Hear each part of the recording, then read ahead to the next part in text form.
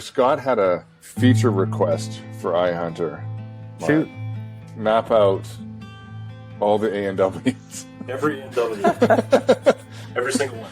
Every small town at least in have Alberta. an icon. At least have an icon for it for all the A&Ws close to your in and out of your hunting zones. That would definitely be a good marketing strategy of some sort. So if somebody in the advertising business wanted to take some sort of commission off of that really large sponsorship deal, is there anybody in the marketing or advertising? You want competent people, right? That's the thing.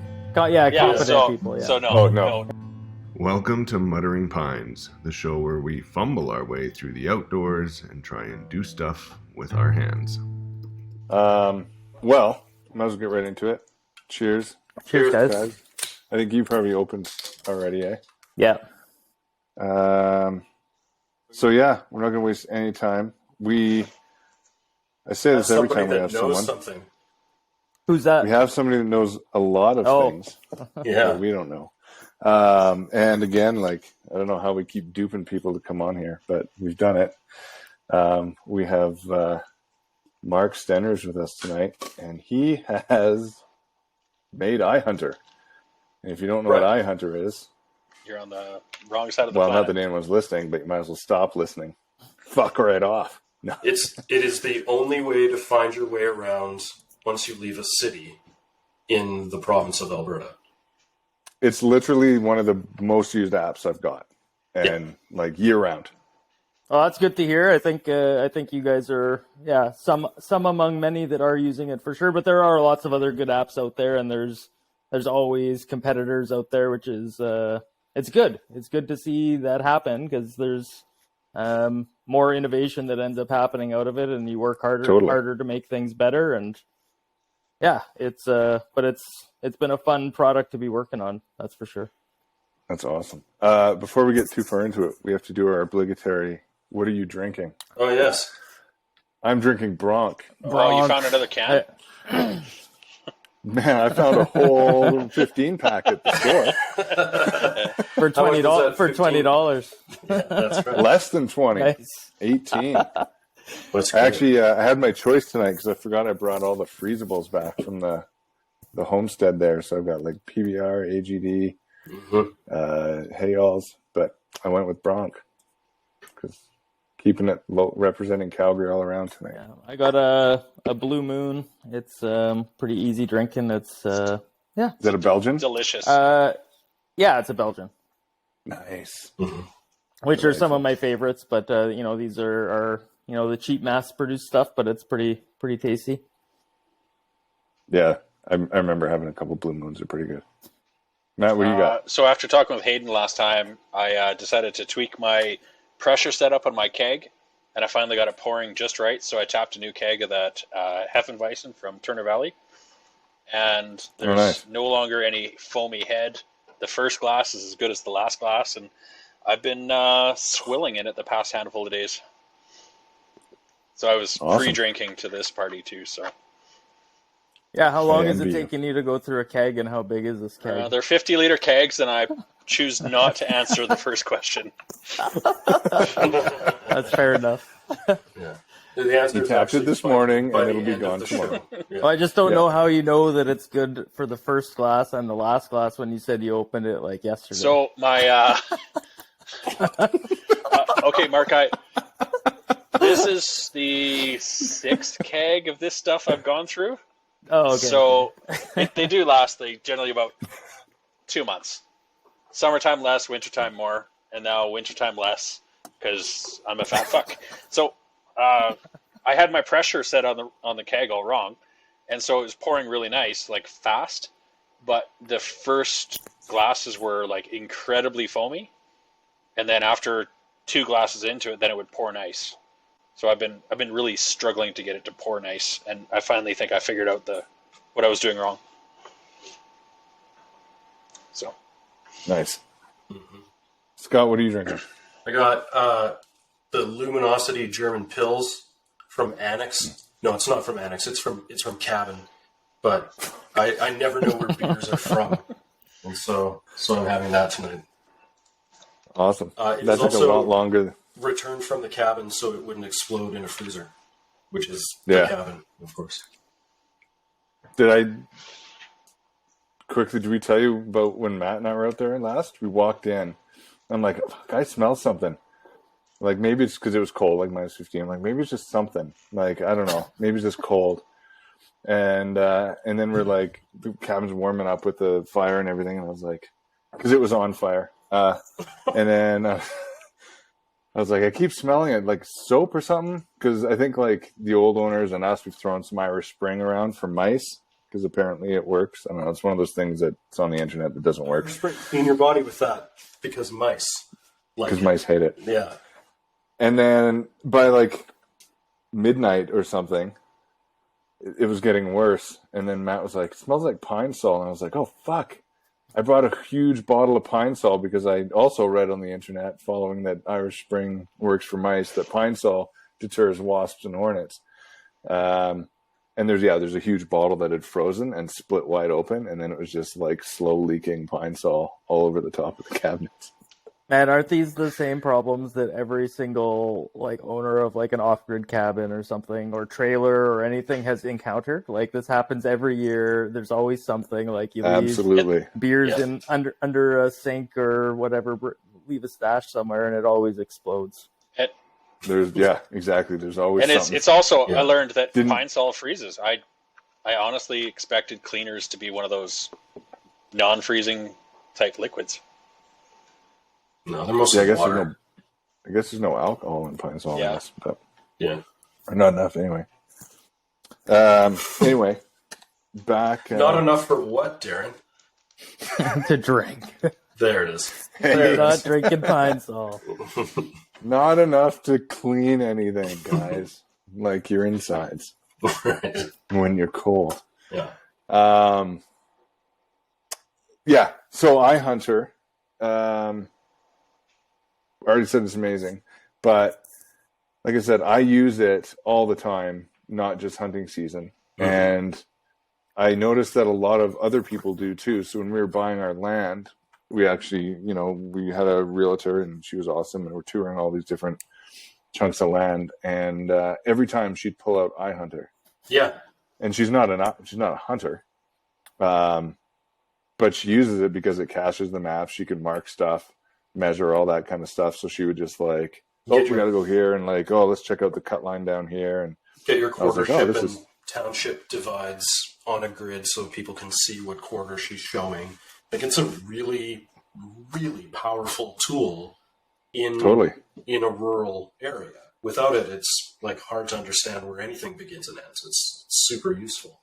Yeah, it's definitely fits a need for a lot of different people, like a lot of different jobs. A lot of people need to know where property lines are. People need to know who owns the land. Like, it's it's nice to be able to provide something that actually gets used. Yeah, totally. I love that I map out all my trails on it. So I'll draw where I want to go, try and follow it as we cut them. Never works out because it's just path of least resistance. Exactly. But I turn on a feature that Matt didn't know about, and I don't think Scott, I don't know if you knew about it, but you can track yourself. Yeah. Yeah. Oh, actually, and so I turn that on, drive as we cut it, and then I've got an accurate trail map of what I actually cut as opposed to what I wanted to cut. And then I forget to turn it off, and I get a nice little blob for like a 4-hour tracking session, just me milling about the cabin. Yeah, exactly. You always forget to turn it off. We've had that request lots, like to be able to trim the tracks, and we'll have all that stuff. It's just a matter of prioritization, right? But is it like you're gonna have ever? Because until now, I thought you were doing that with your finger. Oh no, you can do both. You can freehand draw and do all your measuring and stuff to like plan stuff out, which I use all the time. But yeah, it's the nice thing about just tracking is you just turn it on and forget about it, and come back later, and you've got your day or your outing or whatever all mapped, and you can choose to save it or not, and get rid of it if it's not that pertinent to you for the day, or you left it on and muddled around the cabin for the rest of the day. Are you going to add the feature where if you haven't moved in a certain amount of time, it just pops up? It's like hunting or dead? Did you perish? Do we need to notify next of kin? Yeah. Yeah, there are some ideas around that kind of stuff, but you can live location share already, so you can share out your location actively to your partner at home or whoever, but nobody wants to do that, right? Well, No. No. If something happens, just leave me out there. Yeah. No one needs to know. Die. Isn't that the point? That's the whole reason. That's where I want to be buried anyways, right? So Yeah, exactly. I don't want let to the die wolves on a get Zoom me. call. Are you kidding me?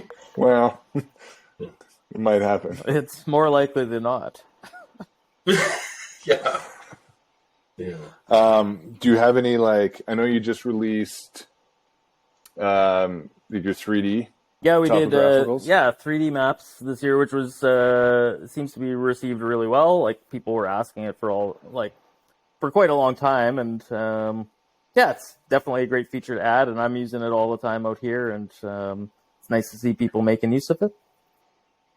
Awesome. Do you have any big features planned? What's your next big one that you can tease out? Man, there's a lot of design work going on right now, like redoing some of our different interfaces and adding some more functionality to waypoints and kind of structuring waypoints and tracks and all of that more as a kind of a cohesive story, like a way to actually track your hunting progress. Some journaling, things like that will be added.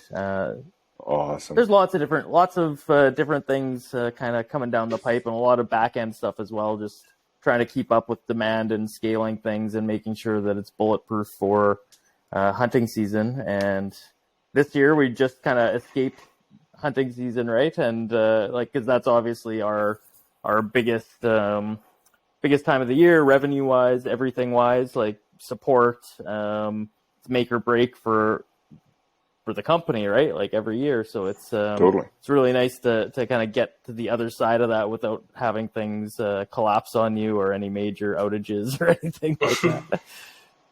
Which there always are, right? Like most years we have some sort of, like I've climbed down from the tree stand at 7:30 in the morning as I'm getting frantic calls from lead engineer, like not being able to get something up and running because we've had servers crash in past years, right?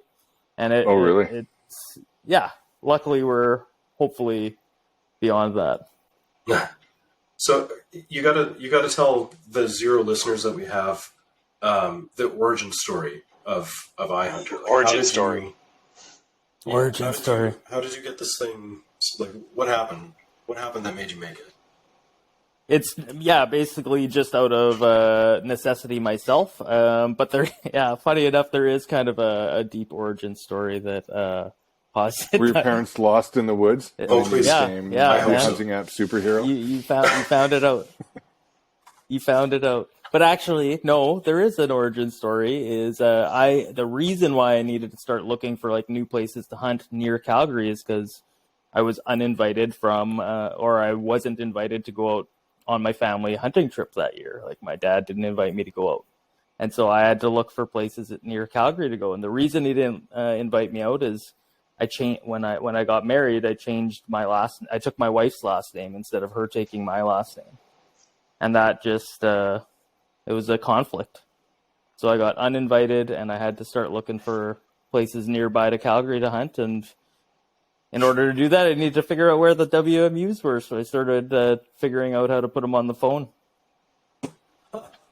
That's crazy. Because before, if I remember, like there was random people like through Reddit and stuff would create Google Maps or Google Earth overlays of like the WMUs, but they would never be like fully accurate. Yeah, and you couldn't get them on your phone, and you couldn't see your location on the map and all that kind of stuff, right? I'm trying to remember what phone was out then. It was I think it was like the iPhone 3S or something like that, which would have been like.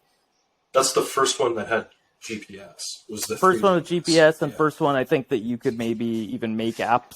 No, you had been able to put apps on for a while. Wait, what year was that? No, you're right. You're right. Yeah, it was 2012, I believe, beginning of 2012. Okay.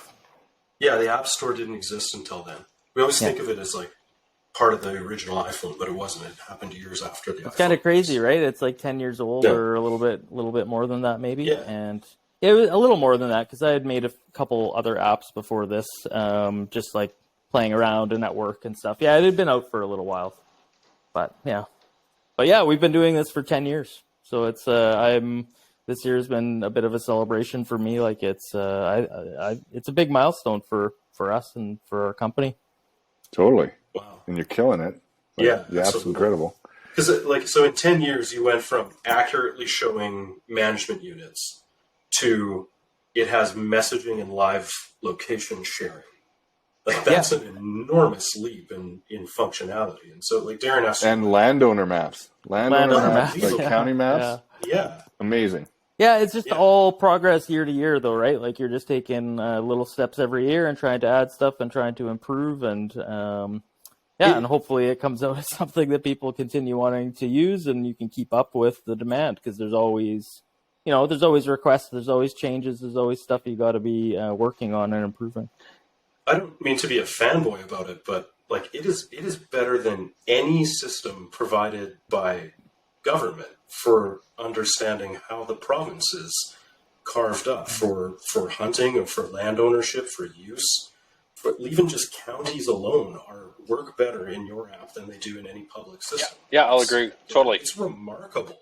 Like, yeah, I appreciate that. Like, that is, it's 10 years focused on a single outcome, single product, and just trying to refine things as you go and keeping on top of things. Whereas government often gets caught in that trap, right? Like where they standardize on something, they go with some generic implementation, an ArcGIS, something or other, and they say, what layers do you want?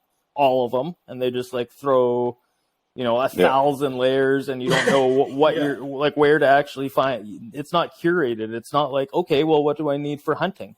What specific, like, just show me all the areas that you can't hunt. Show me all the areas that are crown. Like they don't have simple on-off switches to totally. Just handhold you through some of it. This week I had to report for licensing purposes a well on the property that we have in Wetaskiwin County. And as part of that process, I had to show the area where the water was, so where it was underground, where we had drilled, and then its point of use and its point of diversion. And I had to mark that all on a map system that they had devised. And that drawing feature worked terrific. But being able to find my quarter section was infuriatingly bad. And all I could think the whole time was, if this was in iHunter, I'd be done by now. Like, easily. Be done by now. Mm-hmm. But that's not the way it worked at all. It wasn't even close. Different priorities, right? Like I think with iHunter, the main interaction is the map, right? Like you just need to be able to see your location. You need to be able to see where you can hunt, what you can hunt easily, and just that laser focus on that agenda makes it really useful. You can add all that other stuff as well, and people can turn those on if they need them, but the main stuff is hunting, and I think you can do that well, and our core audience, or at least who we're marketing to anyways, should be pretty happy. So how did you start building that community then? Because that sounds like what's driving it from what I'm hearing.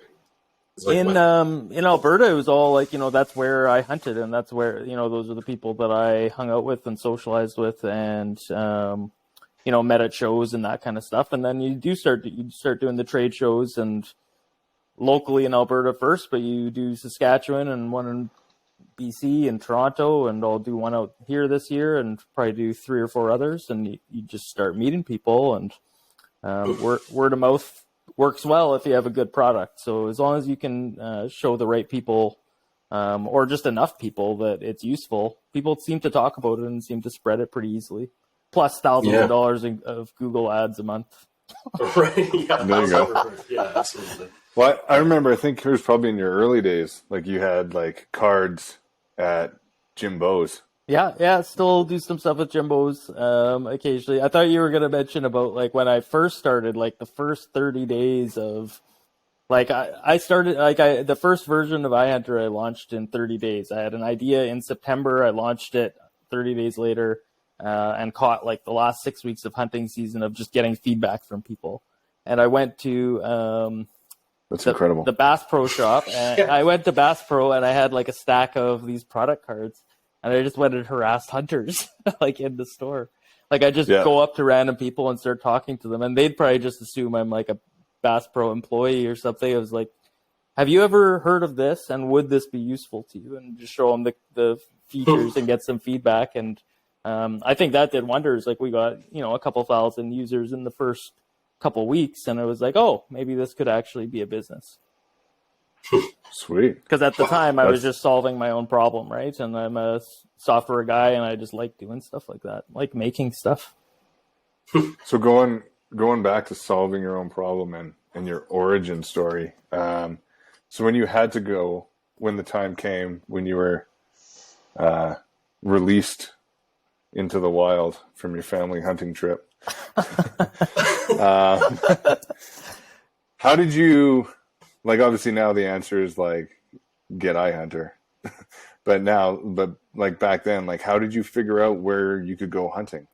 Yeah, actually, I think some of the first spots that I went after were the lease land in Alberta, the rec access site. Like that did exist at that time, and that was actually where I first started finding where some of the data was. Like, that WMUs had data that you could go and grab and try to overlay on the phone.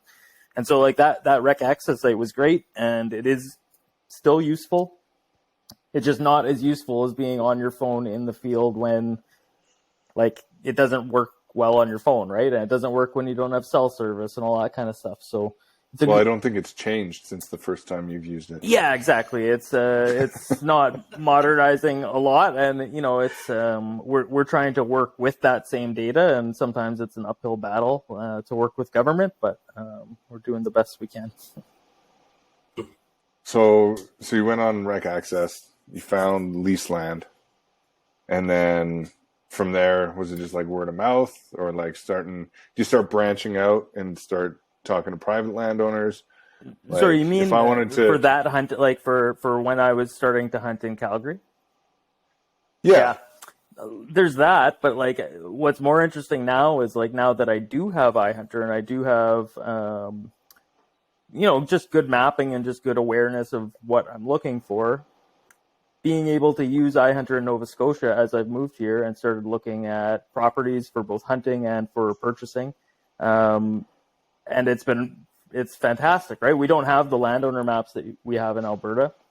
So it's still more of a challenge. There's like, you can go through another system to pay for basically like land titles, right? And pull titles and stuff like that. But even just by being able to see all the property lines, and Nova Scotia has a very liberal access policy here. So you can actually, without getting permission from the landowner, hunt any forested lands as long as they're not posted as like no hunting or no trespassing. Oh, okay. So if people don't have them posted, you are allowed to hunt them out of courtesy. If you can find the person that owns it, you should ask, but you don't actually have to, and it's not trespassing. Like, you're allowed to do that, and if you meet them in the woods and they ask you to leave, you should leave.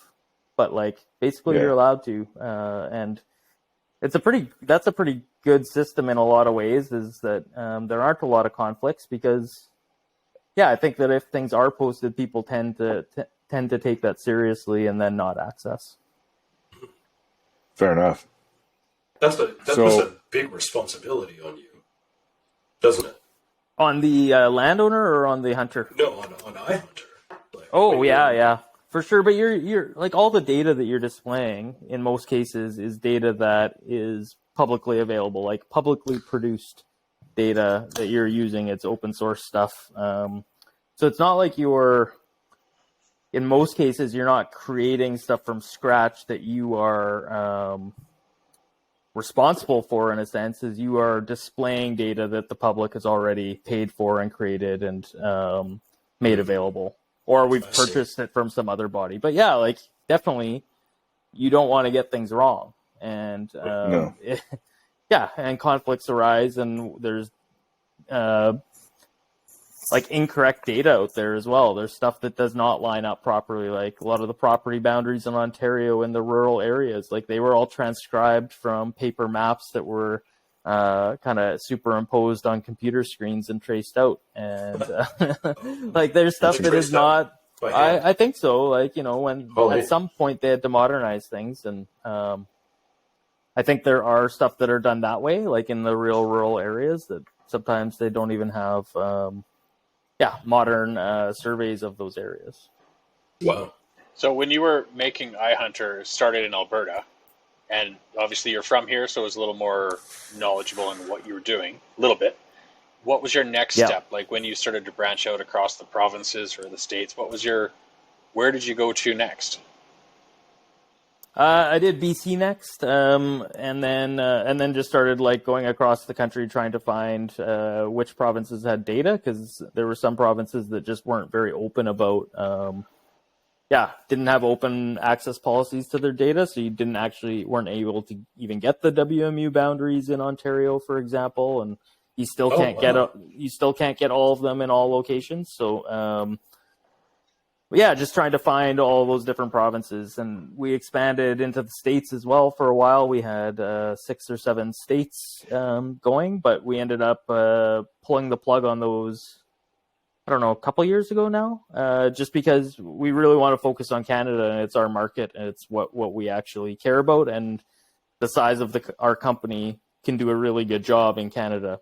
I don't really want to be competing against, $100 million companies in the U.S. that, have a couple hundred employees. Like I like filling our niche in Canada and supporting Canadian hunters, because we don't often get like good local products. A lot of times things are focused in the U.S. and you've got HuntStand and you've got Basemap and Onyx and those guys, and HuntStand's coming into Canada and they're making a good push, and they're getting some of the same types of data that we display. And like I said earlier, that's good. It's good to have those kind of challenges and that kind of competition, because it keeps you honest as well and make sure that you're delivering the best you can for your customers. Mm-hmm. I work with American companies a lot, and the mistake I see often is that when they try to bring things into Canada, they forget that they don't have scale on their side. So they build things as if it's going to be operated by thousands and thousands all the time, when they're probably not. And so the features that would be too expensive for them to build for you are totally within reach, which I think is why iHunter has such a huge feature set, especially like waypoints and being able to categorize them and share them and like choose who sees them and message between people. Like all of that stuff is like way beyond what you would expect in a map functionality. Would be expensive to build at a scale that would be required in the US for sure. Well, yeah, like even like look at the SpyPoint cameras. Yeah. I keep hearing that they've got like, now you can do maps and stuff, and it's laughable. Yeah, like they've got their core functionality is cameras and the cellular link of the cameras, which I think are fantastic. Like I'm just getting into them. I bought 3 a couple weeks ago, and man, does it make it nice to not have to walk into, like in Nova Scotia, you're allowed to bait for deer and for bear. And so like if you have a bait pile, to be able to actually have a camera out to see when your bait is gone, so you actually know when you need to go back, rather than just like wasting a trip out and tracking right into your bait pile to reload. Totally. Not everybody baits out here, but it's a common way in the thick forest, because like there's just no way you're going to even see deer in some of those areas unless you are baiting. Pro tip on the SpyPoint cameras is if you have them, turn your sound off at night so that your wife doesn't get real mad that your phone's ding-donging at 2:30 in the morning when the deer are out having a party. Yeah, definitely. I've changed all the settings, so I just get them like once or twice a day. So I get them like either in the morning or at the night, because those are like, it's like Christmas morning, right? You get a couple pictures of deer on your cameras as you're about to go out. 14 photos. Sweet. Yeah. Have you had any recent visits from the moose, Darren? Lady Moose was hanging out at the cabin, and that's about it, really. They seem to have still around. Yeah, but not. I think they're probably more in the valley now. But yeah, as soon as we went up there to hunt, everything pretty much just went on Every holiday. camera shut off. That's really what happened. It was basically like every camera just turned off when they didn't. Darren, is your place is in BC, or you have a place in Alberta now? We have a place here. Yeah. Now, yeah, we have a quarter section, and Scott's place is kitty corner at ours, so we touch tips. That's Nice. right. Lots of docking. Yeah, Lots of docking. our gates dock. And be careful when a truck comes in and out at the same time, and then It's a bad scene. mind the suction. Yeah. Can't believe you guys are docking on camera during this podcast. That is It's offensive. I'm glad nobody else will see that. exactly. This is why we don't. Nobody's gonna see it. Yeah. Let's get that right. Nobody's actually watching. Yeah, negative audience members. Yes. Scott, we are definitely on YouTube. Oh. Way to pay attention. But speaking of like owned land, in your experience, Mark, what's your recommendation for like branching out away from, like, especially in Alberta, like we've got crown land, but it's not like BC. Like BC is crown land, and Alberta has like one crown land. Yeah. And then like one further north, and then it's all private. Well, it's different. Aside from the grazing leases, but like, what's your sort of, I guess, advice on trying to branch out into more private land, or like expanding the land that you currently have access to hunt? Man, it's interesting. Like my dad and his generation was so good at private land hunting. Like they were just the good old boys that went and they're really good to talk at talking with people and without an agenda, and there's an agenda. Like obviously you want to have hunting access, but you go into the yard for a chat and talk to the farmer and know who he is, and you get to know him over a couple of years, or you meet him at the coffee, like, you know, the coffee spot in the small town nearby, and you actually spend time in the community during your hunt, and you get to build those relationships with people. Like some of our best hunting friends were made by, you know, my dad and his buddies or his wife, going to these smaller parts of Alberta and meeting people and becoming friends, like lifelong friends. We stay at their house. Like we get our mule deer draw, rotate it between the three of us, have our whitetail tags, and you go to your friend's house for 3 or 4 nights and stay in their basement and hunt the rut for mule deer. It's fantastic. Like they're just so good at talking with people. And I find that I'm not as good at that. I always flub it up and seem like I don't know. I'm not very good at acquiring private land access. Typically, I've really lucked my way into a couple really good spots this year here, like 10 minutes away from home for good bow hunting spots, and I'm continuing. Like it's great. Like if I can continue getting spots like this, then you know maybe I am an expert. But this is just me, you know, meeting people local who don't mind hunters, and there's so many whitetail deer on the south shore of Nova Scotia, like on these islands, where it's, you know, just residential communities fairly tightly packed, but there's a few spots of 10 or 15 acres, small little forest spots. And people don't particularly like having 10 deer in their yard every night. And even in town here, I've got 5 to 10 deer in my backyard every night, and I have to build deer fences to keep them out of the garden and all that kind of stuff. So are they decent sized deer out there? Like, I know, like when you like Vancouver Island, like, the deer are basically like shooting mice. They're dogs. Yeah. I took a doe last week off one of these smaller islands, and it was a really decent sized doe. Like, but smaller. They're not Alberta deer. They're smaller than most of the Alberta whitetail. But then again, according to social media, there's guys shooting huge bucks out here as well as in Alberta, right? Like you see it on all the hunting groups. There's lots of guys that are having amazing success. I've only even seen a couple bucks out here, like on the hoof. Like, you know, it's like it's hard because a lot of the areas that you're going to be hunting, it's just so thickly forested. Like it's really dense hardwood brush. hard to see 50 yards in front of you anywhere unless you're brush cutting trails, which is what I end up doing on like private land that I'm hunting. Right. So then, in your experience, like, what's the best way to scout for game when you're not on like land that you own or?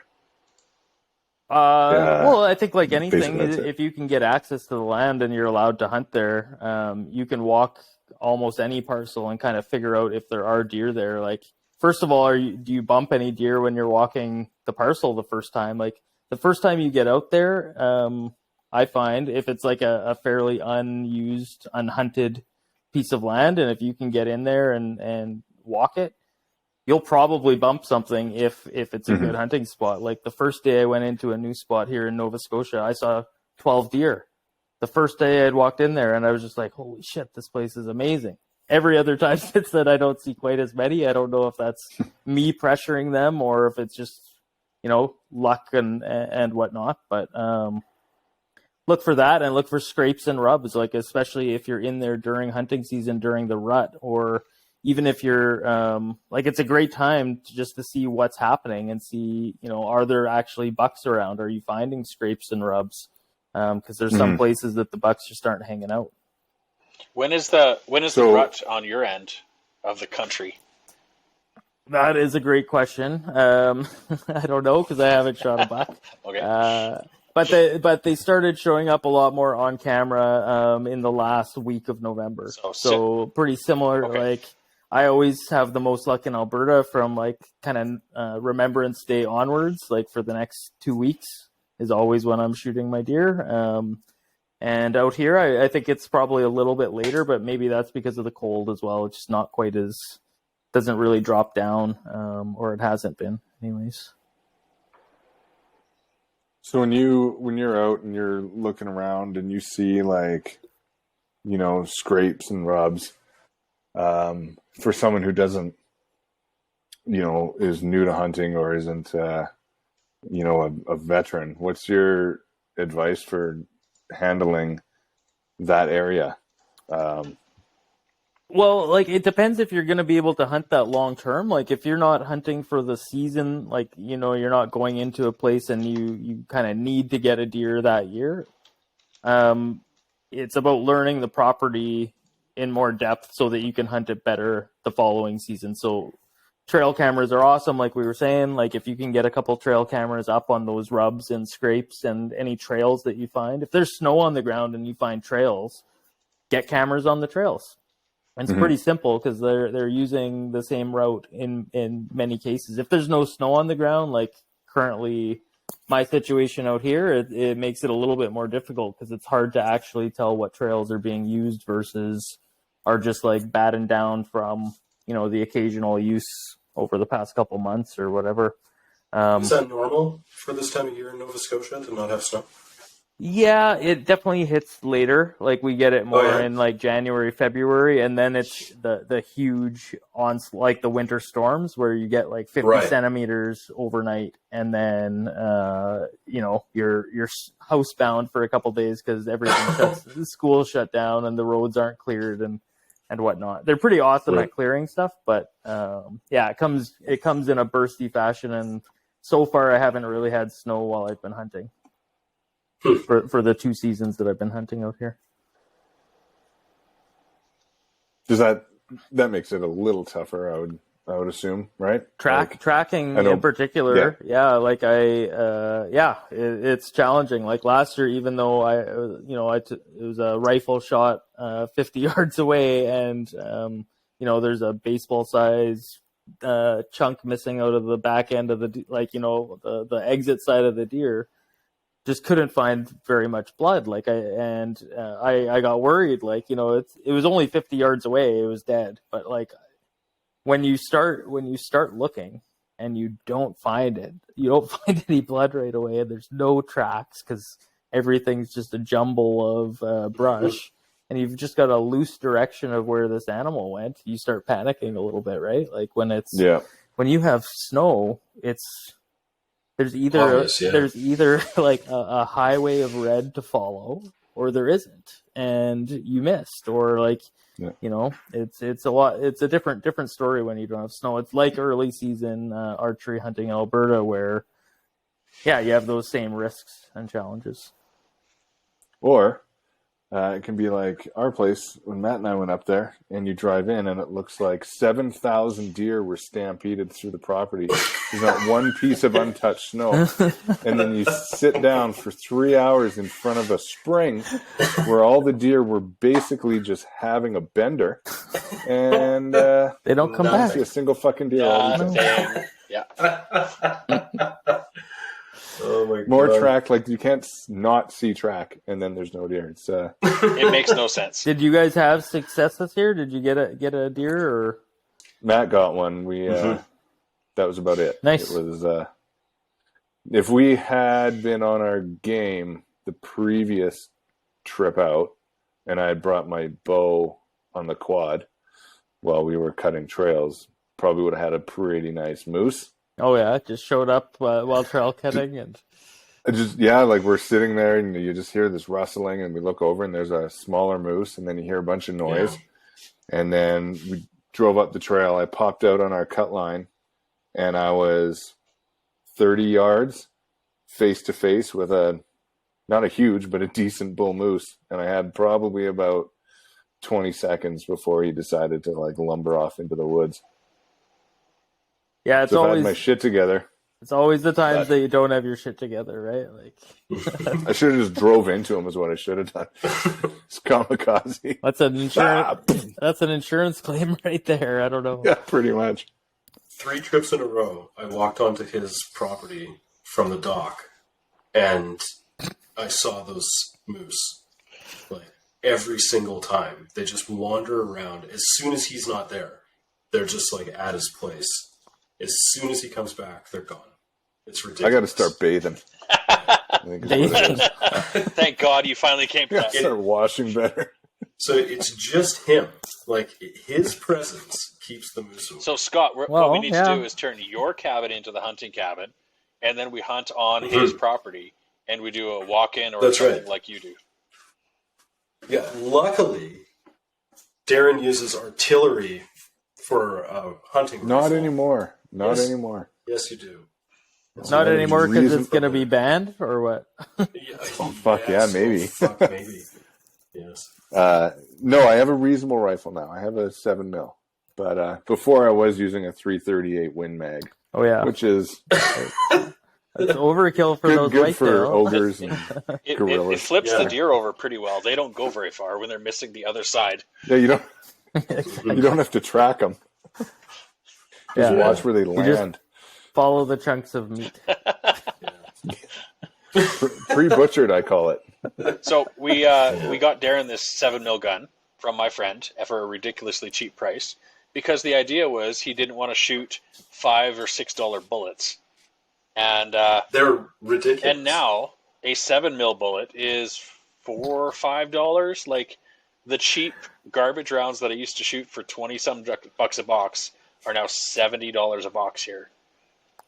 Yeah. Yeah. It's it makes it really hard to spend days at the range shooting and bringing people out. Like I've got friends out here that want to go shooting, but it's like, I guess I could sponsor you for, an $80 of bullets for you to try it out. But like, yeah, it's prohibitive for people to like want to go spend, $100. So. Well, honestly, we can't even buy bullets here. Like I found a box on the shelf in the last 12 months. One. Of what you're shooting. I mean tough. the caliber, not the exactly. not the grain. Oh, just the caliber. Yeah, They're so hard to find. So you can't just 7mm. Yeah. You can't just go and blow a box at the range because you want to anymore. It's like, no, I need those for the next 4 years. Yeah, that's rough. Unless you're Matt last year and then you blow a box on the deer and how'd that go for me this year? One shot, one deer. Yeah. So, Did you throw it at the deer? So last year for me was comically painful. Like what did I throw? Like 8 rounds at that deer, and I enough that there was a bunch of rounds in my truck, like empties, and my wife was like, "What the fuck is this?" And I was like, "That's Matt. That was Matt's season." So right you know when there. you shoot a single bullet and you occasionally like you drop a brass on the ground, you're like, oh well, I'll just walk away from that because it's just one. I had a pile beside my gun, and I'm like, I got to pick that up. That's too much. That's littering. That's literally. And I still didn't hit it. Yeah, it was not good. So. Oh no! Like remember something wrong that with one? Remember that one shot in The Matrix where they have the gun on the helicopter and just shells are raining down? Right. That was Matt last year. That was every bug on the ground saw that. It was like boom, boom, boom, boom, boom. Deer are just like, what's happening? Yeah. It was Not this year though. This year this year. you Okay, got it. I have another iHunter question. Can I ask an iHunter question? Yeah, shoot, man. Okay. What is the feature that people use the least that you wish they knew about? Oh, good one. Ooh, that's a good one. It's how to send Mark directly $20 cash. how to buy stuff in the app. That's probably one of them. Is that we don't do a good enough job like showing how to buy the public land subscription or things like that. People maybe don't discover it as easy. No, but there's got to be something else. Like changing the boundary colors is one of them. So any layer in the app, like you can customize the color of it if you'd like it to be something different than what we've chosen. Because like we do our best to kind of make them usable and whatnot, and you try to make them so like so you're not confusing colorblind people. But it's actually really hard because like how a boundary appears on satellite imagery is totally different than how it appears over top of like a road map or a terrain map. And you can add other layers into the app. Like you can add tile servers from Government of Canada, or you can find a tile server for the like hydrology or lake maps or any of that kind of stuff. And you can add those into iHunter as layers. But then your boundaries might not appear the right cut. Like, you know, they might conflict with some of those other maps. So you can go in and you can edit the colors of all of your boundaries, and then you can add in your other maps like topple maps and things like that. We try to make it clear that you can do that, like that you can add your own maps and stuff, but also, you know, people still have to take that extra level of effort and go and find those map sources that they want to add. Yeah. Okay, so boundary editing. I like it. Yeah, Mine's just the red color, right like now. just customization of like different layers and things. Like some people don't hunt any private land, so you know maybe they want, like in some provinces we have specific private land layers, crown land layers. But if they never hunt any private land, maybe they can just turn that layer off entirely, and then they know they aren't going to hunt that, or they could change it to red, and they know that everything red they don't hunt. So on your website, do you have how-tos, like all these tips and tricks? Because I don't go to your website at all. I just use the app. And digging through it sometimes it's like, well, I know what I know, and that's good enough. But there's got to be all these other things that you know of that are in there. Is there like a how-to or like... For sure, yeah, there is. So in the app, in the like the main iHunter menu at the bottom right corner of the app, you open that up and there's like a help and tutorials, or I can't remember Darren's exactly. doing it right now, but he's Offhand. trying to Can you be tell? Because quiet I've got about it. like the old man leaning back, like, what am I looking at here? Yeah. So yeah, we do have some tutorial videos there, and then like almost every drawer that pops up, there's a question, like a help button in the corner. You can tap that and get some instructions on some of the things you can do. And we have a couple walkthrough videos that are, you know, more extensive, like say like a 15-minute video of like going through almost all of the different available functions in the app, and those can all be found in that. I think it's maybe the media section or the help section. I can't remember which. But yeah, that bottom right corner menu has a lot of different stuff buried in it, including all your links to, you know, regulations, documents, and third-party maps that are maybe provided depending on the province. It's incredibly verbose.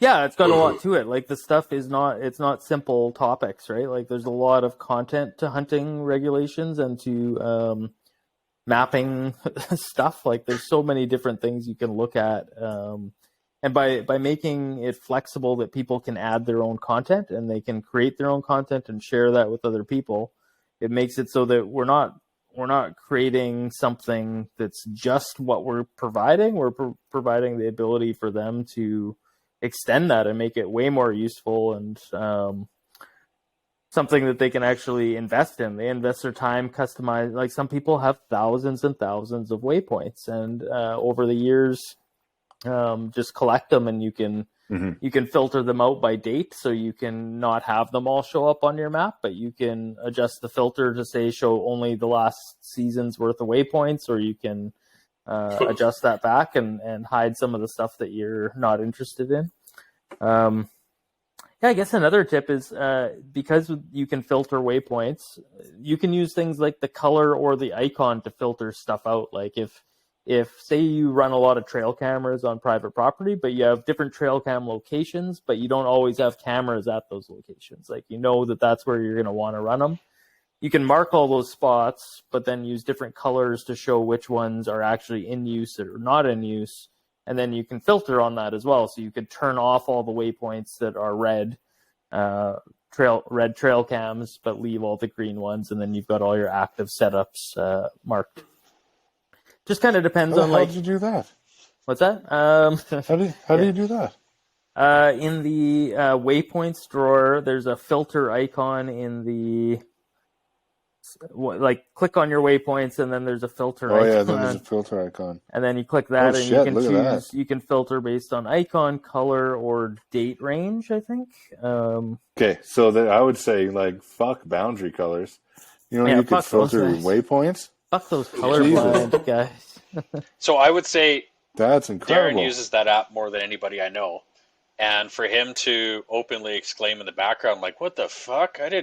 We're having this discussion. I had no idea. Like, there's so many layers, or not just layers, but so many other things that you've embedded in there. It's not necessarily known if you don't just kind of dig around. Yeah, and that's always the kind of, well, I'm sure you guys know this in some of your guys' jobs as well. It's not, you have to choose how much you're hand-holding people and how much you're letting advanced users kind of figure out their own stuff, because there is lots of stuff and you can make it really try to draw people to those things, or you got to make the initial experience good enough that if people touch nothing, they can still get a really good product, but like have enough extra stuff that if they really dive into it, they should be able to get more out of it. Yeah, I'll openly say, go ahead, sorry. I was just going to say, did you guys know Darren actually helped with the design, like my panicked design a few years ago? Like we, a month before hunting season, Apple said like, no guys, you got to consolidate all of your apps into one, like all of your provinces into one app. We had to consolidate them all. It was like, it's a ridiculous amount of effort to have to complete in a month before all of your income generating season is going to start. And we had like no clue what the fuck we were going to do. I remember this. I remember Darren telling me about this. Yeah, totally saved our bacon. Like we're just, I don't know, at the time we weren't super strong on the design side. Like one of the co-founders, Gareth, he left the company early on. Like he wanted a real job because like we weren't doing, like, you know, we were just starting out. There's a lot of risk in any startup, any company that you start, there's a lot of risk. And, you know, he was coming from contract work and, you know, already risky stuff, and he wanted a real job. So he left early on, but he came back recently over the past couple of years, and he's been such a great asset to the company. And just like having a legit designer on staff that, you know, is doing all your stuff makes a huge world of difference. And Darren kind of bridged the gap for us to get us to like be able to get just something out the door that worked worked reasonably well. And we appreciated that for sure. Yeah, I had forgotten about that. Yeah, I remember that. Yeah, consolidating everything into one app. Man, that was like nightmare. a really rough August for me. It was just like 12-hour days sitting at the computer, trying to. Wild fucking demand to just like, Yeah. here you go. Yeah. You know those 14 apps you have? They need to be one. So what was their Yeah. rationale behind that? That they wanted one? Something about like, too many, you can't just have variations just by locale. They said like you need to have that selection inside the app, which it just creates such a different strategy in all your marketing and everything, because now all of our Android apps, they're separate provinces, and so you, like everything that you design on your website now needs to be like province specific, or it needs to describe that it's all packaged as one on this other platform. Just like you hate having to take like different approaches on different platforms, and it makes everything a little more complicated, right? I wonder why they wanted everything regional to be consolidated. Well, because they're trying to get rid of all of those, like, rather than having this inventory of almost like white labeled apps, like where they have the same app that they do for different, no, even for different like communities and stuff. I think they let those ones stay. I can't remember. I put that it's in a the base platform, I think, that they all use, and it's like white labeled, right? Yeah, something like that. But yeah, anyways, I put it in the past. I don't even like the Apple complaints about the approval process can be just like super arduous and sometimes just like nonsensical, because it's like a new person reviewing your app. But this was one of those firm things that we went back and forth with a bunch, because you're panicking and you're 4 weeks out from hunting season. But yeah, so we made sure that like there was no way they were letting us get out of it. So yeah, it was a bit of a panic. Well, it turned out great. Yeah. I would even say like this app is perfect for, even if you're not a hunter, like a landowner. Yeah. Yeah. Just marking out like, here's where the well is. Here's where there's a wet area in spring. Exactly. Yeah. Here's bear sightings, so keep kids away. Like, and we definitely have those internal conversations about like whether we should be like tackling other verticals specifically, or whether we should just be keeping it as, we've got iHunter and, other people can use it and that's cool. But we could also white label it or rebrand it as something else, like a rec access tool or a land management tool. There's lots of different options. iRealtor. Homesteader. It's called a homesteader. And then you get Homesteader. notifications like, you're low on firewood, better stop drinking and get cutting. You're going to freeze. Exactly. And then just throw up pictures of Jack Nicholson from The Shining. I have a question for you guys. So you guys have both bought some land. Have any of you guys bought a tractor yet? No. No, we wants have us to buy a not. tractor because he doesn't have to spend the money. Yeah. Someone else's money is always better to be spent. Yeah, you're right, Matt. You're right. Yeah. Matt has been hounding us on a tractor. No. I have a friend that owns about as much land as each of us.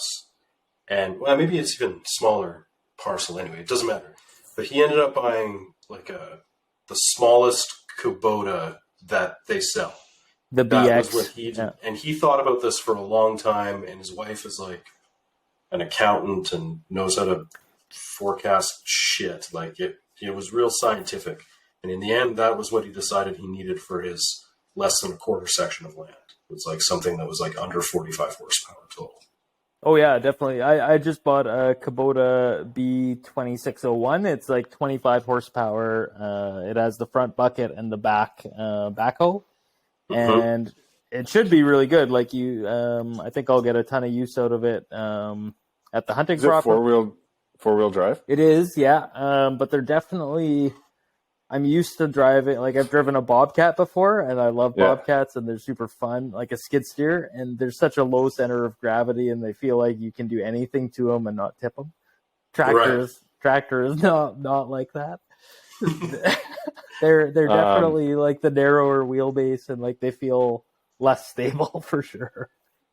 So how much do you have out there? I've got a 70-acre property, and then I'm just yeah, I'm getting this little bow hunting property near town, which is like 12 acres, I think. Oh, nice. Sweet. Yeah, so it's and then like we've got our place in town, which we're kind of redoing our backyard coming up. So like the tracker will get use in town, and then out at the property, it's unlimited uses, right? Like there's always something you got to be doing out there. See, Darren? See? Yeah. I told you. Man, it's not me you got to convince. They're doing some pipeline work in your place. It's a quick down payment. I told them, I was like, listen, what are you bringing up there? And they're like, yeah, we'll probably have to have a backhoe to hold the drill bit for a bit. I'm like, okay, here's the deal then. You're going to leave the keys in case I've got to do some clearing. Yeah. When you're not Emergency there. work. We got a hold of the gas line because we were trying to figure out why you get paid for your gas line and we don't. And I found We out don't. the answer. We don't get paid for it. Oh, okay. Well, you're going to. It turns out that they pay in two circumstances. The first is that there's a valve that's on your property. If there's a valve on your property, then you get paid a certain amount. The other is if they have to do construction of some kind. Oh, yeah. They're doing that. Yeah. Yeah, they're going to tear it up. So you're going to get them to pay you in time in the tractor so you can do other No, stuff. Oh, both. no. I'm So, going to get them he's- to pay me, and then I'm going to... Yeah. Sorry, Scotty, you're not the only one Exactly. getting docked tonight. I'm feeling very Leave your jealous. backhoe. Yeah, you can just leave the backhoe, or maybe it'll break down or something accidentally. We did have, or Scott had a feature request for iHunter. Shoot. Right. Map out all the A&Ws. Every NW. Every single one.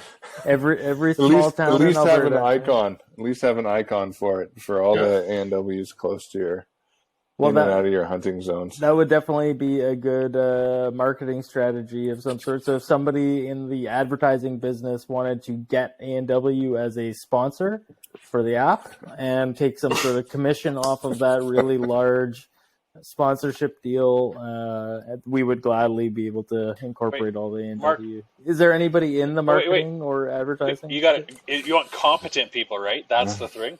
Competent people. Yeah. So no. Oh, no. Yeah. Nobody So- here. No. Not really. That's what I Yeah. figured. Yeah. I don't think we were really clear on the zero listener bit, but Yeah. maybe we should say that. Yeah. So you're not using this on your LinkedIn page or like on your resume as a positive. Right. Yeah. When I was Oh, I looking am. into job interviews going, you might know me from Muttering Pines. Yes. If you're one of my family that heard 5 minutes of it and told me to turn it off. Yeah. Yeah. Yeah. How far is your property from your place in town? It's about 40 minutes away, and Oh, that's beautiful. it's pretty bizarre. Like, you know, I've always wanted to own a piece of land, but like it's pretty expensive out west, and it's not as expensive out here. And I was gonna say, was it like $9? it was not For this- $9, no, but it 70 was acres. but 70 acres with 1,000 feet of lakefront on that 70 acres. For a reasonable amount of money, like an affordable amount of money, totally reasonable with a 200 square foot cabin on it. And Right. And you can go outside right now and your skin won't turn instantly to ice. yeah, it's like it's minus Yeah. 3 or something like that. right now. You're making me Right, not want okay. to talk to you anymore because I just have this built up angst towards you for some reason. I don't understand why. Yeah, that's fair. But I miss Alberta a lot. Like I miss the hunting in Alberta is pretty amazing, and I got to come back last year for a week-long hunt, but I didn't get back this year, so I'm gonna have to make sure I schedule that for next year. So Actually, that's a good point on the Alberta hunting, because I know, like, I want to say it was you I was talking to, but like Matt and I have noticed, because we would always hunt a little more south down by his dad's place. It's just that the CWD numbers are climbing and climbing. And I want to say I was chatting with you, and you said like it was 3 years in a row or something that you had to basically just chuck the deer. It was 2 of my 3 from that zone that I had to that were positive. Yeah. Yeah. One of them still got 8. Like I split the deer with a friend, and he ate at least a quarter of it before we got the results back, which is quite the appetite. But yeah, and then the other one got fully disposed of. Like I don't know. Like I think my parents and stuff would probably just like rather not test it and just eat it and just be fine with it. And I think that like there's a lot of CWD meat that's been consumed, right? Yep. For no listeners, we need to. That's chronic wasting disease we're talking about. Yeah, it's zombie deer. Sure, it's like mad cow disease for deer, or like Hertzfeld-Jakob disease for humans. I think that's what it's called. Look, I got to level with you. That was also for me. I had no idea what you guys were talking about for like a few minutes now, because I don't know what I'm doing. Scott, deer are ungulates. They're in the same family. Yeah, I got 2 of them live in the house. They shit in a box. Right, those things? Wife? Your wife? Those are cats. Are you talking about your children? I don't know what you do. Child. You pointed upstairs and said they shit in a box. They shit in a box. That's not nice. I wish my children shit in a box and not in their pants. Man, I wish I shit in a box and not in my pants. The problem is they will figure out how to shit in a box and not in their pants, but it will be when they're 17. The day before they move out. They have adult shits with like the food that you feed them, and then they'll just shit that out into a box in your house because they don't like your rules about time. That's your future. Are they high on mushrooms? Yeah, no, what are you doing here? Like, what are you talking about? Just watch. Are you talking about your family or your cats? Which one is it? I'm confused here. yeah, that's true. Yeah. In terms of CWD, Mark, so obviously you said you disposed of the deer. Personally, in the limited research I've done, there's been like, I haven't found cases of it transferring to humans. Oh, there isn't any like there's no, there are no proven cases. That's kind of fact, I think. But it's just like on your end, it's just like super precautionary. It's like what is recommended by the Canada Health or whatever, and it's I don't know. It's kind of a hard sell to offer it to your friends and family. I think that's kind of the ultimate test. Is like, would you to your friends and family say, "I would love to cook you this amazing meal."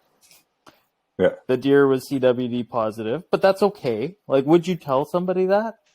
Depends on the family.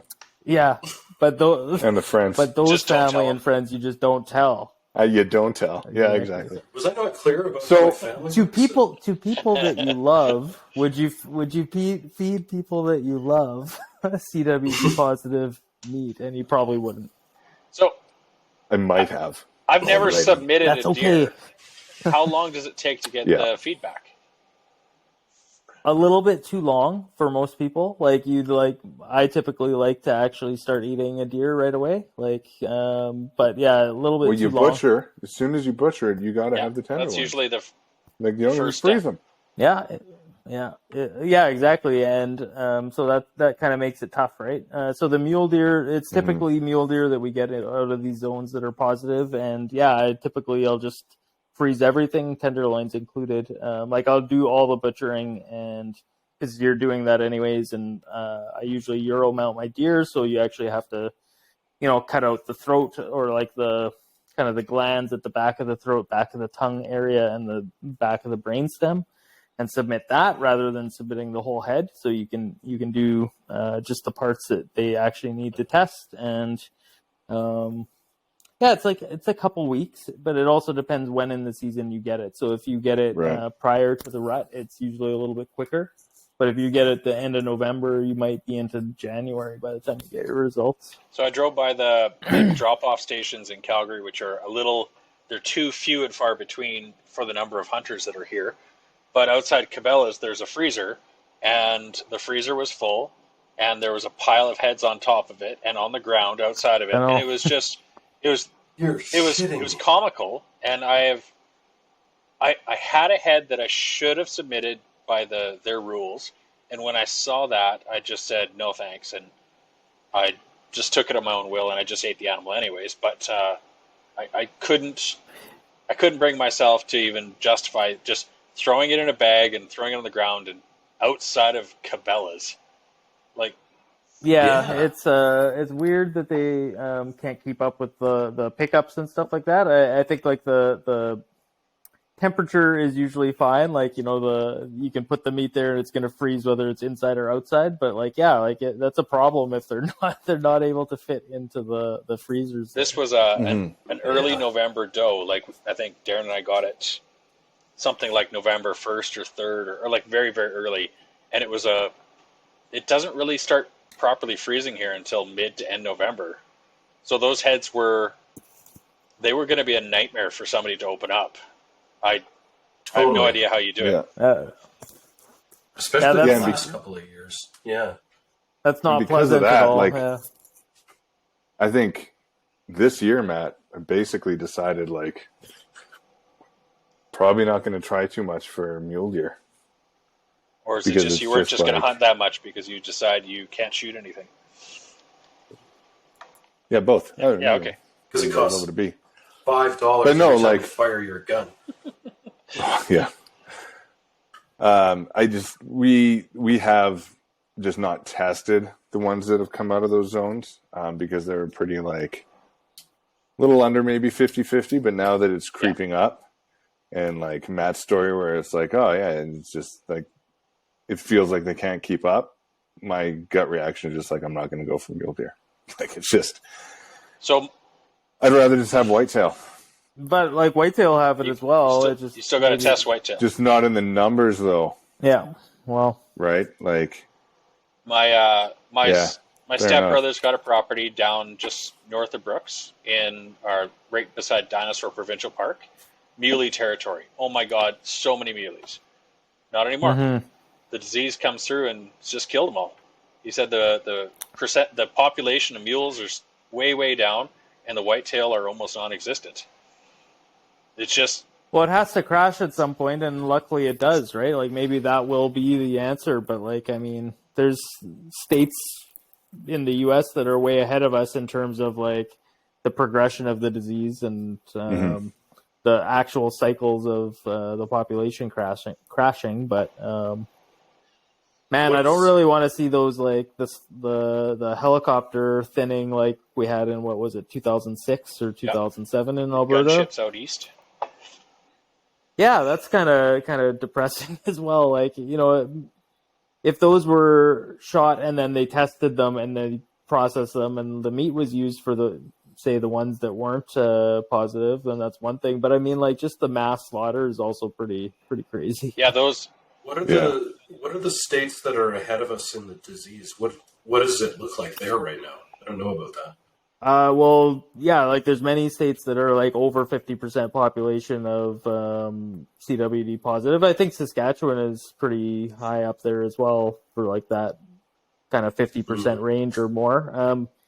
But yeah, to tell you the truth, I'm not an expert on this stuff. I don't know what it really does, but I know that like populations can definitely crash as it gets up there. But I don't know if it remains there. Like, as the population grows again, is it also growing at that same rate? And is there going to be 50% of the population again? I'm not really sure.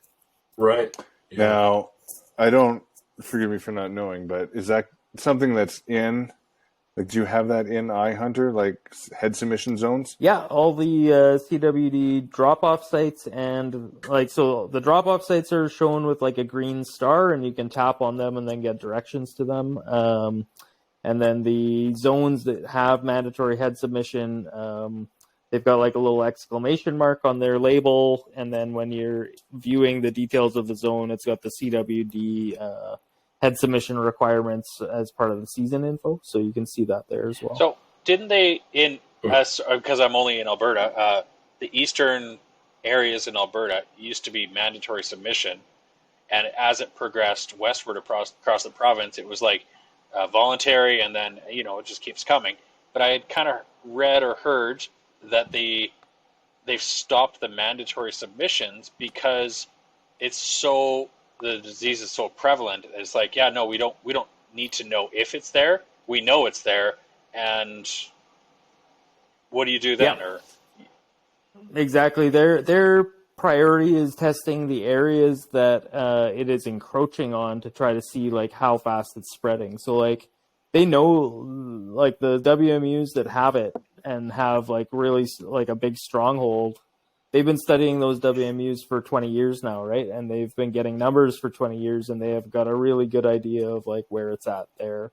It's more about following that population, like the spread of the disease through the river valleys and through like going westward and seeing where it's getting to. You used to not like, there was never a concern in like 212 and 312. Like I never thought twice about any deer there, but like there's CWD there now, and it's going through those river valleys and just spreading westward. So it's like, I don't think it's going to stop, right? Like, it's going to get everywhere, but yeah, like the submission testing, like that's just for monitoring, and it's for them to just kind of survey the area and understand when they need to start spending money in the new areas to start doing other surveys or awareness campaigns and stuff to like try to get people at least aware that, yeah, now it's available. Now it's present in these zones, and you're going to have to start taking it a little more seriously. I've talked to like I forget her name. It's Margot Philbus. She's at the University. Oh, I thought you were going to say Margot Robbie, and I was just going to go crazy. She's pretty cute, but no, I was thinking of the professor at the university, and she said, like, what does mandatory mean? They're like, the mandatory is, we really want your data. Like, please give it to us. It's mandatory. There's no there's no mandatory. Like they understand that like they're not going to get all the data. They want as much as they can get. Mandatory is the way that you ask for that, and hunters should want to contribute that if they can. Like ultimately, like if things are done in a poor way where it's not convenient, you're not going to get the results you want as a government and as a scientist, right? Like they want those data points, but you got to run, the program has to run really well. If you have friction in like those submission points and like it's not possible, or you show up at the submission point and there is no freezer there, like people aren't going to like go out of their way to find a second one. Like it has to work the first time. Mm-hmm. Yeah. All the provinces seem to be a pile of heads on the side of Cabela's. Right. No, there should probably be a container so that the urban coyotes don't just like walk away with everybody's heads. Yeah, like, totally. Like, why isn't that just a frenzy there of just... Yeah. Urban coyotes is what we should call this podcast. We fucked up. What did you call this podcast?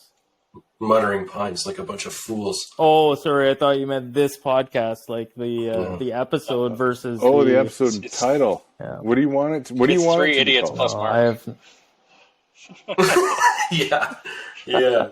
Thanks for not being the idiot. I think I count in there too, but So yeah. It's just going to be called iHunter, iHunter, iHunter, iHunter. Exclamation SEO point purposes. for We're professional marketers. iHunter. That's right. Yeah. iHunter hashtag outdoor. Maps. Yeah. Hashtag maps. remember what we said about professionals and being good at their jobs? But no. No, just moderately all right for the market. We're gonna have to get so you've got the head submissions on there on iHunter. Are you gonna add a pin for Matt's house for Euro mount drop-offs? Yeah, it's already marked. There you go. Yeah, you sent that to me earlier, Yeah. so I actually flagged both of your properties as public hunting zones.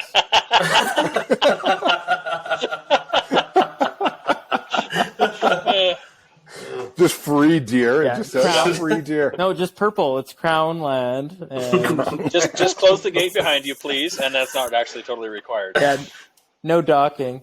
Yeah, that's right. No talk. It's One This is awesome. One thing I came across this year, so like as I was out here in Nova Scotia trying to figure out where I can hunt in these properties. So one of these properties I started hunting was for sale.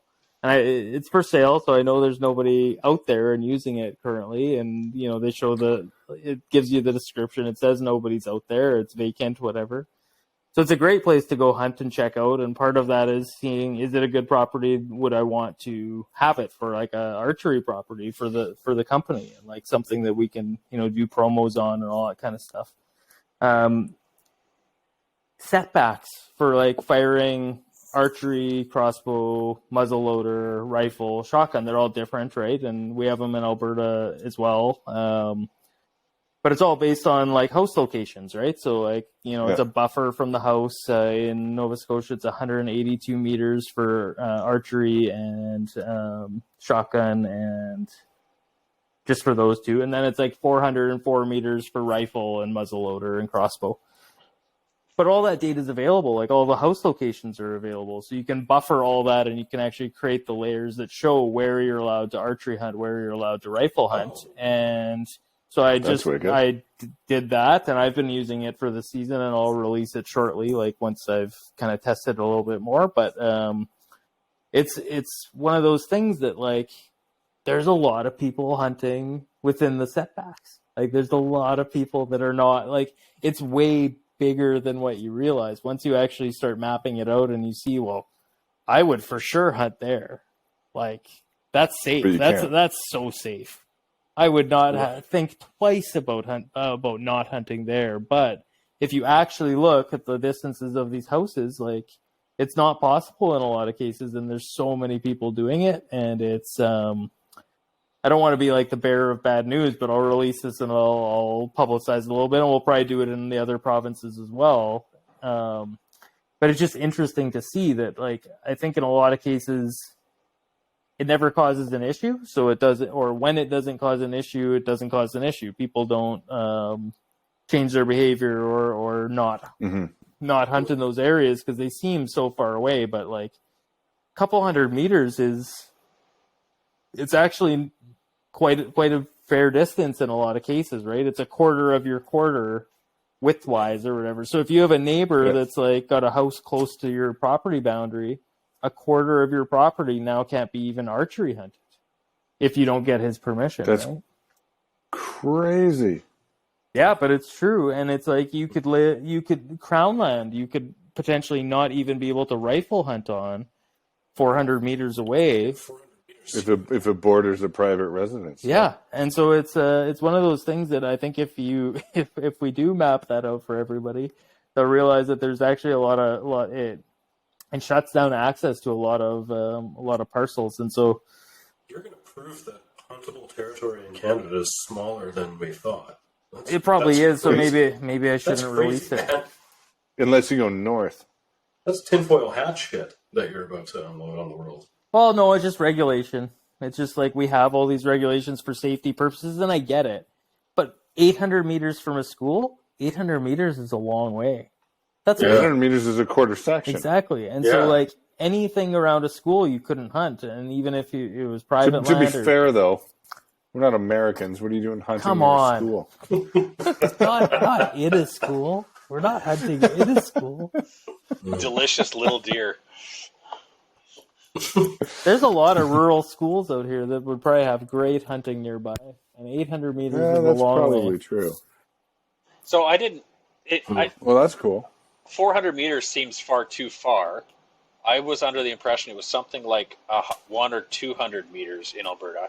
I don't know if that's true or not, but 400, that seems ridiculous.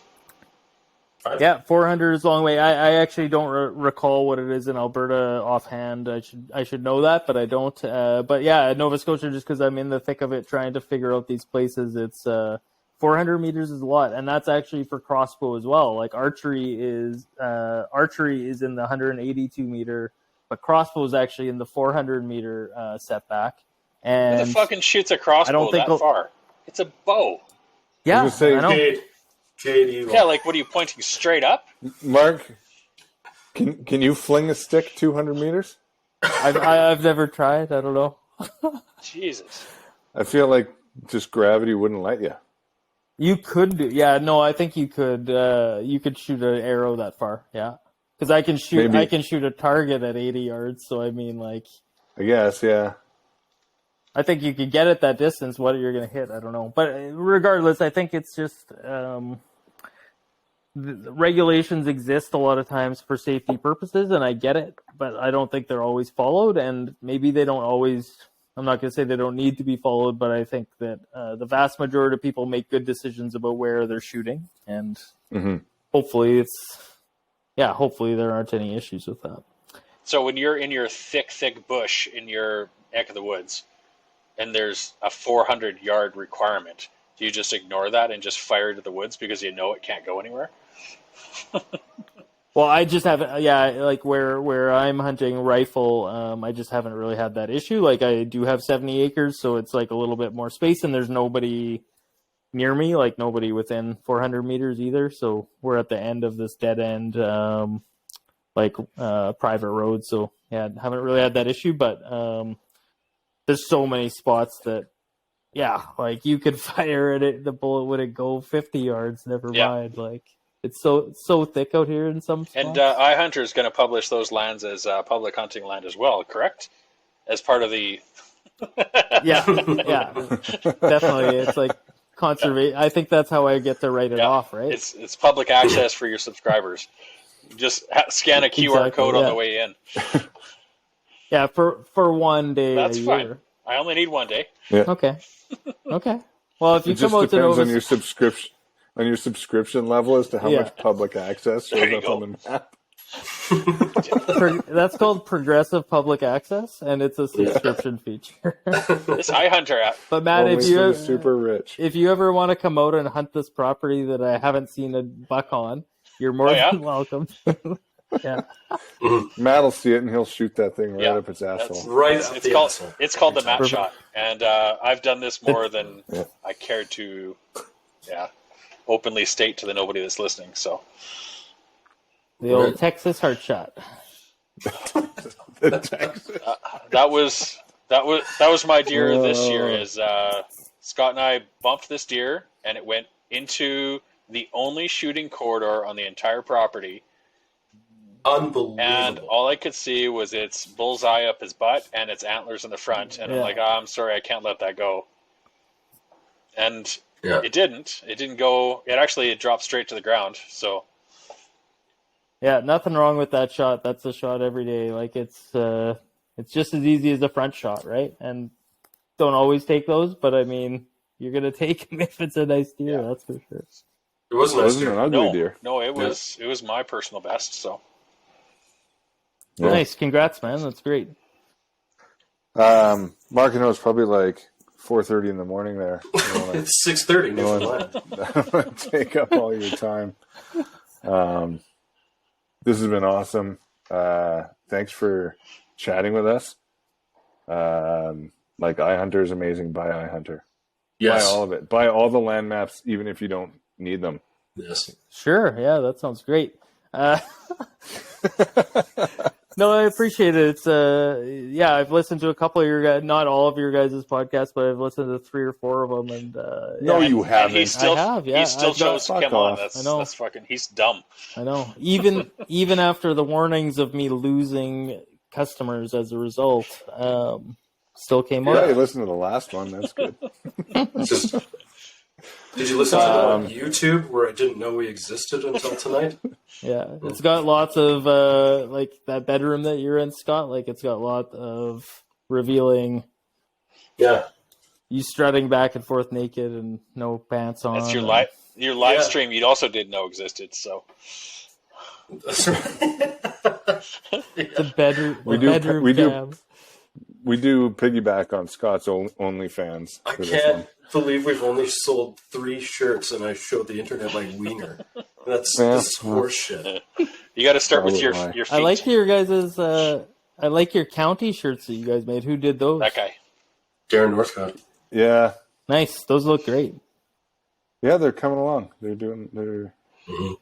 And you guys had a guy on a couple episodes ago that does the screen printing or shirt printing. Is he the guy that's doing your shirts? Oh, Rob. No, No. we're using a print-on-demand service Oh, okay. for our shirts because we're poor. Yeah. Oh. So you're probably good it's at the a lot of company- stuff then, if you're poor. It's the company he modeled his business after. Oh, okay. So, Yeah. yeah, Don't say it out loud. probably just cut that out. Yeah. What was his company's name though? The guy that you had on? Turkey and Pistols. Turkey and Pistols. Yeah. No. Yeah, he's got some good stuff. There's a sweet Alberta hoodie, I think, that I'm going to pick up. It's got the shield, like the highway sign shield, and then there's a cowboy coming down a cliff on horseback. It says Alberta. Nice. Yeah, that's pretty good stuff. Yeah. Next time you're out here, if you're making a trip out of it, Mark, you should let us know, and we'll go up. We'll go up to our property, and you can see the no fucking bucks that are up there because Matt shot the only one. Yeah. And that moose that never shows up when Darren's around. And the moose that'll be there on The day after you leave. the day before season, and then the day after season. Yeah, that would definitely be fun. I think like part of moving out here when I moved out here, I was definitely with the expectation that I'd come back every year, at least for one hunt, and hopefully that's still gonna start happening. This year was crazy. Like we bought this house in January, and I basically worked full time on it for 10 months renovating it. I rejoisted the back end of the house. I redid the kitchen, added 2 bathrooms, 3 bathrooms, redid every room in the house. It's all plaster walls and ceilings. I redid all the ceilings. We skim coated all the walls, painted everything. Like it's crazy. Like I'm exhausted. And And you did all that with like 37 kids. I have 3 children. That's 37. I know. It's not 1 is like possible. none, 2 is like 10, 3 is like 37. You might as well have all the kids. Yeah. Yeah. Your oldest is what, 7, 8 now? She's 8. Yeah. Yeah. Nice. But I lied And on then- her application to her robotics camp. She's 9 now because they would not let an 8-year-old join. So I had to lie. That's for her. okay. That's a good lie. Yeah. Good parenting right there. Yeah. Yeah, I would have done the same So thing. I have a 9-year-old now. Yeah, that's Right. what you meant to say. Yeah. Don't worry, nobody's ever going to find out the truth by listening to this. Wait, what do you mean? Nova Scotia Community College and Lego are not going to find the Muttering Pines podcast and source my daughter's real age? Yeah. Hey, Mark, I just got a question on iHunter that I just thought of.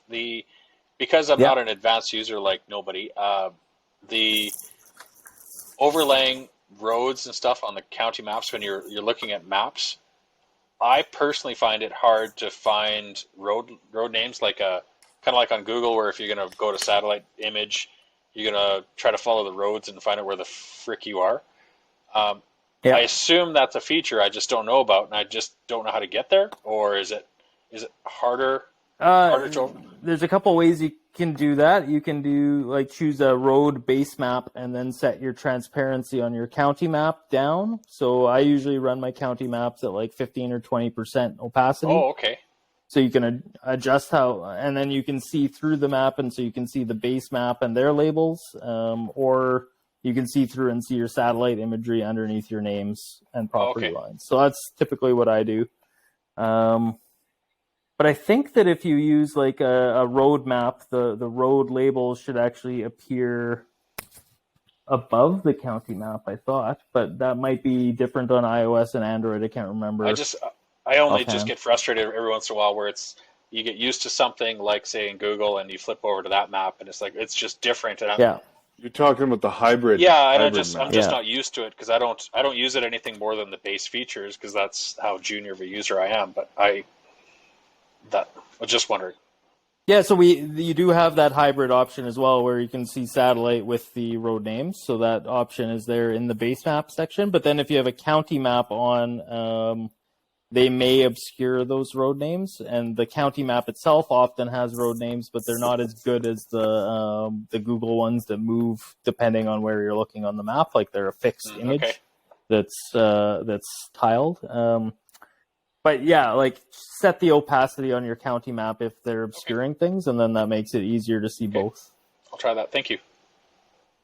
Yeah, no problem. Sorry for Matt's question. Yeah, I know. Just kidding. No, That was actually probably.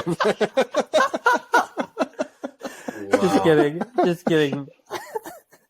That was actually probably a very good question. That's probably one of the most informative parts of it. It is. It's what we get all the time. Like it's so funny to see the patterns and support and stuff, and you just don't I don't know how to make things more obvious sometimes, but you get the same things all the time from a lot of people, and it's FAQ button. It'd be nice. Yeah, it's right in that main menu, but how many people find it, and how where do you put it to make it so obvious, right? Or alternatively, you start Matt. a podcast, you have a bunch of people on it before, and then you have the guy on that you need to ask the question to, and then you ask him the question, and then that was the goal. And so Matt's mission is I'm complete. done. Perfect. He now has got his support question answered. There's more direct avenues, Matt. If you if you'd like, you can always just send an email and we get back to you right away. I don't know what the hell I'm going to do next time I have a question, but it'll be something just as asinine. So, Okay. He's going to write it in the snow with a quad and then photograph it from space. And that's it. Matt's thing will be like info at iHunter. What's your app called again? I can't find it. hey, I'm not. on my screen. Where is it on my phone screen? Do you know? Where did I save it? I know I downloaded it. Aw, I'm the idiot now. What's my password? No. What's my password? Hey, what's Matt's password? Password number 1. Yeah, this has been awesome, Mark. Thank you so much for coming on and gracing us with your presence. I know it's getting late. I don't know. I have actually no idea what the time difference is. It's I'm just 3 assuming hours, so it is getting a little late. I gotta, it's about almost 1, so I'm gonna fuck. hit the hay. Okay, bye. Okay, bye. Thanks so much. It's been a pleasure. Mark, again, thank you. And everybody who's not listening, buy iHunter, even if you're a home Or a realtor. owner. Awesome. Or own land. Or a realtor. Absolutely. Just buy it. Awesome, guys. Hey, Thanks a thank lot. you. Nice meeting Thanks, you. Mark. Nice Have a meeting you later. Have a great one. See Have a ya. great morning now. I will. After I get a couple hours sleep. Thanks, Darren. Sorry, pal. Okay, bye. See you guys. All right, well, Bye. thanks. Bye. Hey, nobodies, we now have merchandise t-shirts, sweaters, hats, even a cup. Check it out at mutteringpines.com. And don't forget to listen to some of our other episodes where we actually have some interesting guests we were able to dupe onto coming onto our show. Follow us on iTunes, Spotify, somewhere else. I don't know, wherever you listen to your favorite podcasts. Thanks for listening, and we'll see you next time. Unless we are dead, which is highly possible.